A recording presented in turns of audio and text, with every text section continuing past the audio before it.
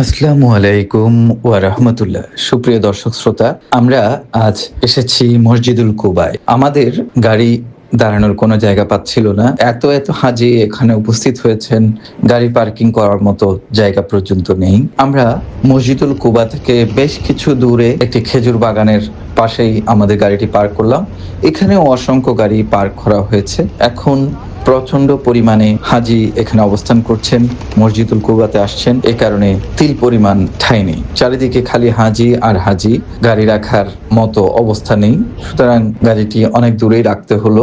আপনারাও বিষয়টি খেয়াল করে রাখবেন। ইসলামের ইতিহাসে নির্মিত প্রথম মসজিদ মসজিদুল কুবা, যা শুধু একটি স্থাপনা নয় বরং ইসলামের সূচনা, ত্যাগ ও তাকওয়ার এক জীবন্ত নিদর্শন। মহানবী হযরত মুহাম্মদ সাল্লাল্লাহু আলাইহি ওয়াসাল্লাম যখন মক্কা থেকে হিজরত করে মদিনার পথে কুবা নামক স্থানে পৌঁছান, তখন তিনি সেখানে প্রায় 14 দিন অবস্থান করেন এবং এই সময়ে সাহাবীদের সঙ্গে নিয়ে নিজ হাতে নির্মাণ করেন এই ঐতিহাসিক মসজিদটি। এটি নির্মিত হয় সাহাবী কুলসুম ইবনে খিদম রাদিয়াল্লাহু এর জমিতে, যা আগে খেজুর শুকানোর জন্য ব্যবহৃত হতো। পবিত্র কোরআন শরীফের সূরা তাওবায় এই মসজিদের বিশেষ মর্যাদা উল্লেখ করে বলা হয়েছে যে মসজিদের ভিত্তি প্রথম দিন থেকেই তাকওয়ার উপর প্রতিষ্ঠিত, সেখানে নামাজ আদায় করা অধিক উপযুক্ত।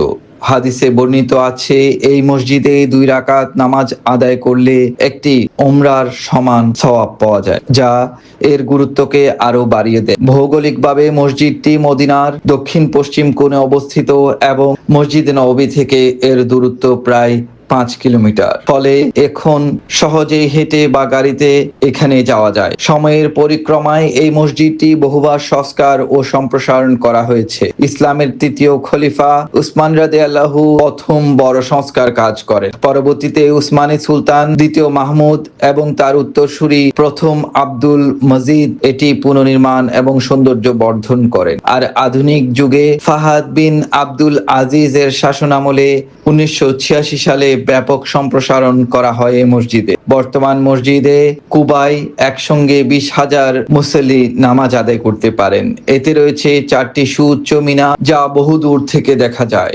একটি বড় গম্বুজ, অসংখ্য ছোট বড় গম্বুজ, যা এর নান্দনিক সৌন্দর্যকে অনন্য করে তুলেছে। বহু দূর থেকে সম্পূর্ণ সফেদ এই মসজিদটি সবার নজর কাড়ে। শীততাপ নিয়ন্ত্রিত এবং এখানে নারী ও পুরুষদের জন্য পৃথক নামাজের ব্যবস্থা ও প্রবেশপথ রয়েছে। আধুনিক অজুখানা, লাইব্রেরি, অন্যান্য সুযোগ সুবিধা, মসজিদের চারপাশে সবুজ পাম গাছের সারি পরিবেশকে আরো শান্ত ও মনোমুগ্ধকর করে তুলেছে। এর বিভিন্ন পাশে বর্তমানে ছোট ছোট ছাতা স্থাপন করা হয়েছে, যা সবার জন্য এখানে অবস্থান খুবই সুন্দর এবং আরামদায়ক করেছে। এখানকার শান্ত মনোমুগ্ধকর পরিবেশ বর্তমানে কুবা স্কয়ার নির্মাণের ফলে মসজিদে নববী থেকে হেঁটে মসজিদে কুবায় পৌঁছানো আরো সহজ ও মানুষের কাছে আনন্দঘন করেছে। এখানে মদিনা থেকে হেঁটে আসতে 45 মিনিট সময় লাগে। প্রিয় নবীজি নিজেও এখানে হেঁটে আসতেন, নিজ অবস্থান থেকে উজু করে এখানে রওনা হতেন এবং এখানে এসে 2 রাকাত নামাজ আদায় করতেন। তাই আজও বিশ্বের বিভিন্ন প্রান্ত থেকে আগত মুসলমানরা এই মসজিদে এসে নামাজ আদায় করে অনন্য আত্মিক প্রশান্তি লাভ করেন। এটি শুধু একটি মসজিদ নয়, বরং ইসলামের প্রথম আলোকবর্তিকা, যেখানে ঈমান, ঐক্য, আল্লাহর প্রতি ভালোবাসার এক অপূর্ব ইতিহাস জড়িয়ে আছে। পবিত্র মসজিদুল কুবা থেকে মির্জা ইমতিয়াজ।